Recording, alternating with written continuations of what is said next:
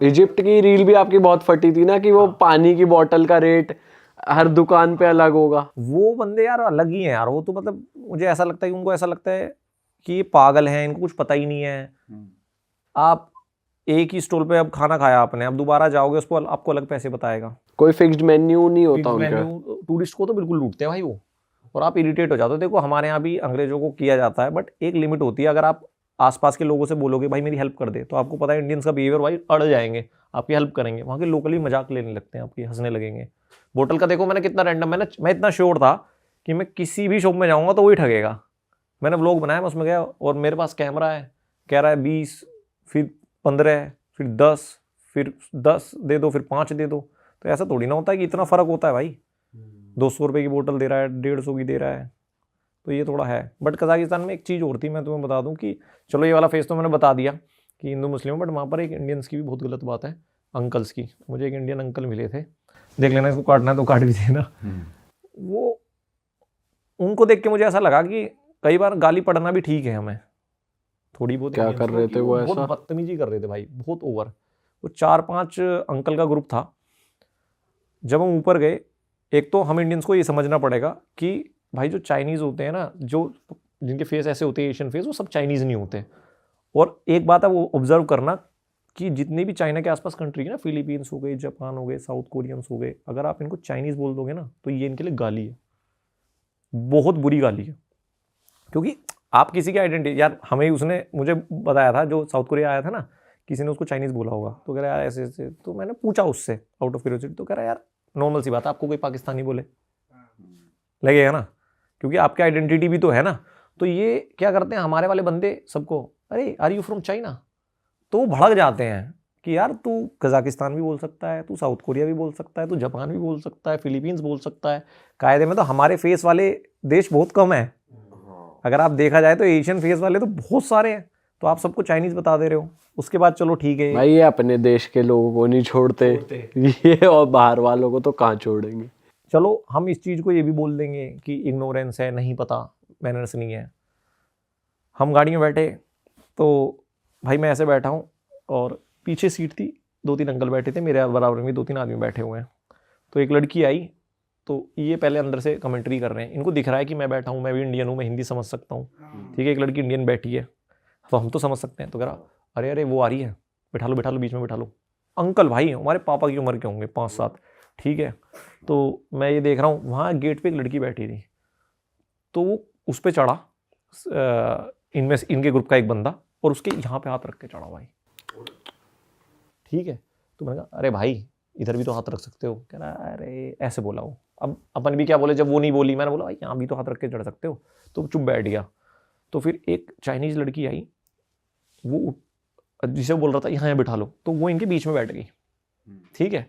अब मुझे नहीं पता था कि भाई ये इतना एक्सट्रीम भी कर सकते हैं। 2 यहाँ बैठे थे, वो एक बीच में बैठी थी और एक बंदा इधर बैठा था। तो वो लड़की गोप्रो ले रही थी, गोप्रो था, Insta360 था। तो वो बात कर रही है, तो इससे पूछने कौन सा कैमरा है, ये है वो, बातें चल रही हैं। तो फिर उसको बोलते कि मैं यहाँ रहता हूँ इस स्ट्रीट पे है मेरा होटल, तुम कहाँ रहती हो। तो उसने बोला वो कुछ, तो कहता है you party with me in night भाई सीधा, ठीक है अंकल भाई। और मैंने ना कैमरा ऑन कर लिया कि शायद ये अब रुक जाएगा, शर्म के मारे डालूंगा नहीं, बस यार मत कर यार, हम भी इंडियन हैं, फिर हमें गाली मिलती है।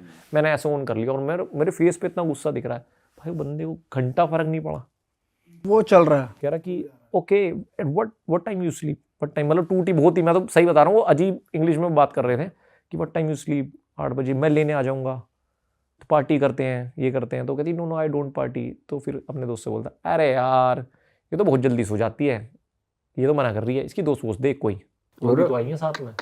तो यार आप नहीं देख रहे हो, आपके इंडिया की एक लड़की बैठी है, आपके इंडिया का ही लड़का बैठा है। पहली बात तो आप थोड़ा सा, तो मुझे नहीं पता आपको क्या कहा जाता है जब आप किसी देश में जाते हो, कौन सी पता नहीं फैंटेसी वाली वीडियोस देख के जाते हो, आपके ऐसे होते हैं लोग।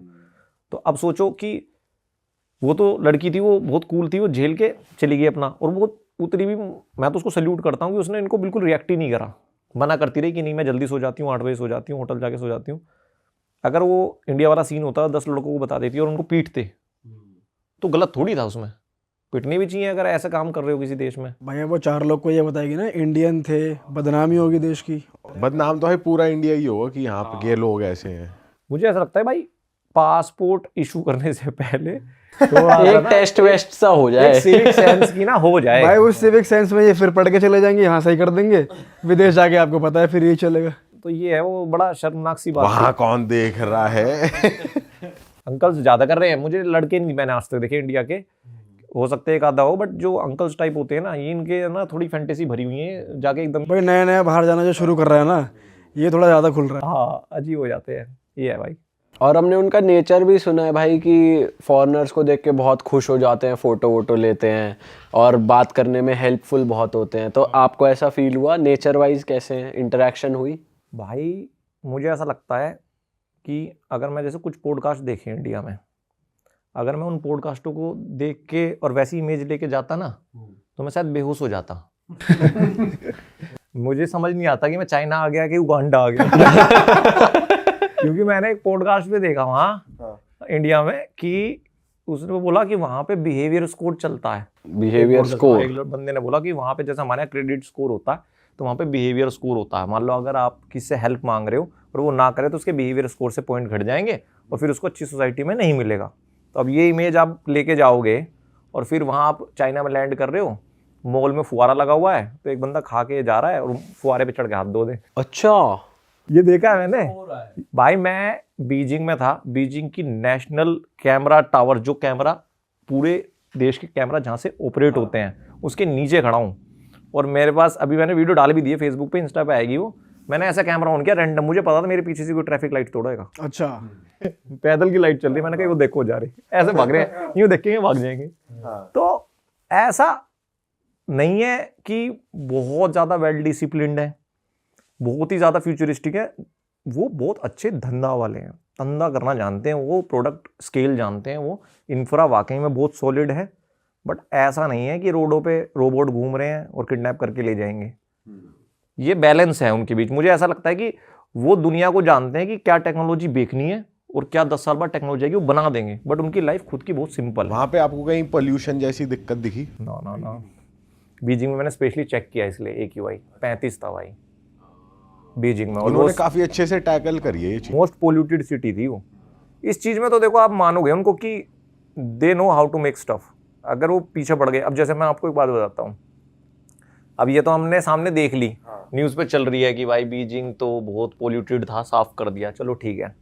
एक जो चीज़ जिस पर इतना एग्रेसिवली काम कर रहे हैं वो है ब्रांड्स। मतलब कि अभी पूरी दुनिया क्या कहती है, अरे चाइनीज़ मेड है, ख़राब हो जाएगा। मतलब उनकी ब्रांड इमेज बहुत ख़राब है। भाई आप विश्वास नहीं करोगे, जो ब्रांड बना रहे हैं ना वो किल नहीं कर रही, वो खा रही हैं।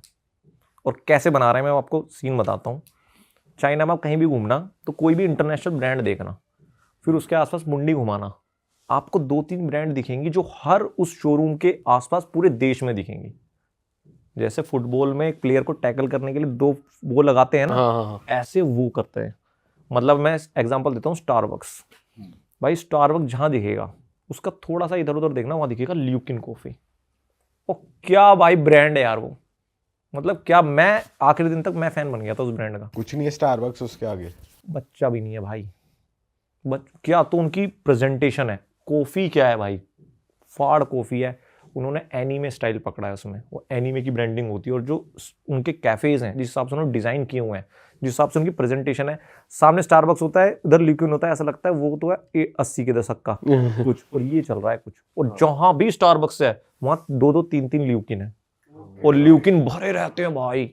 मैंने दिखाया अपनी वीडियो में, मतलब उनके ऑर्डर में टेबल है, ये भरे रहते हैं, ऑर्डर्स। और ये खास बात है चाइनीज़ के अंदर, अगर उनकी कोई ब्रांड आती है और कॉम्पीट करती है तो तुरंत शिफ्ट हो जाते हैं, तुरंत के तुरंत। ऐसी ये ल्यूकिन हो गया, BYD तो आपने देख ही लिया। ऐसी उनकी LYN लिन करके एक नाइकी को टैकल करने के लिए बनाई हुई है उन्होंने।